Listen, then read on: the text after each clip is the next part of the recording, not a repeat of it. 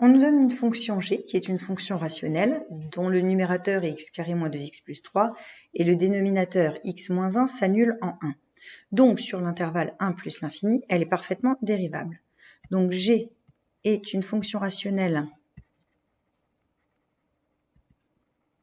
dont le dénominateur s'annule en 1.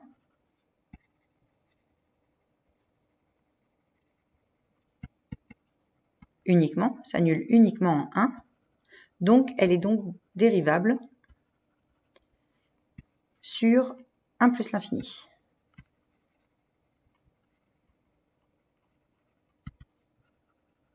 On va donc calculer sa dérivée en posant u de x le numérateur, c'est-à-dire x carré moins 2x plus 3. Donc sa dérivée u' de x, c'est 2x moins 2. v de x, c'est le dénominateur x moins 1, donc sa dérivée, c'est 1. Ainsi, g' de x, c'est 2x moins 2, facteur de x moins 1, moins x carré moins 2x plus 3 fois 1, le tout sur le dénominateur au carré, donc x moins 1 au carré. En développant, ça nous donne 2x carré moins 2x plus 2 moins x carré plus 2x moins 3. Le tout sur x moins 1 au carré. Donc on a des 2x qui s'annulent.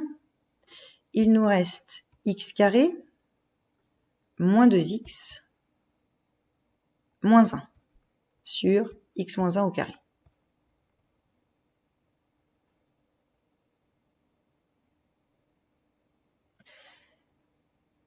Par ailleurs, la fonction f de x est égale à 2x carré moins 4x moins 2 sur x moins 1 au carré. On reconnaît presque la dérivée de la fonction g, puisque c'est 2 facteurs de x carré moins 2x moins 1 sur x moins 1 au carré. C'est donc 2 fois g' de x. On nous demande du coup d'établir une primitive de f qui s'annule pour x égale 2. Donc tout d'abord, grand f de x va être de la forme 2 fois g de x plus une constante. Puisque f de x, c'est 2 fois g' de x, une primitive de f, ça va être 2 fois g de x plus une constante. Cas réel. On sait par ailleurs, en tout cas on veut que grand f de 2 s'annule. C'est équivalent à avoir 2 fois g de 2 plus la constante qui va être égale à 0. Ainsi, on a 2 facteurs de 2 au carré moins 2 fois 2 plus 3 sur 2 moins 1 plus la constante qui est égale à 0, ce qui nous donne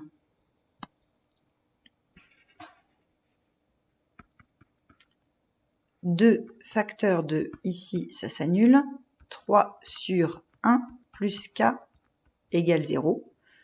On a encore donc 6 plus k qui est égal à 0 et donc k qui vaut moins 6.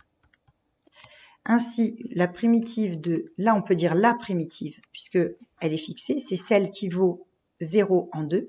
Donc la primitive de f qui s'annule en 2, c'est grand f de x est égal à 2 fois g de x moins 6.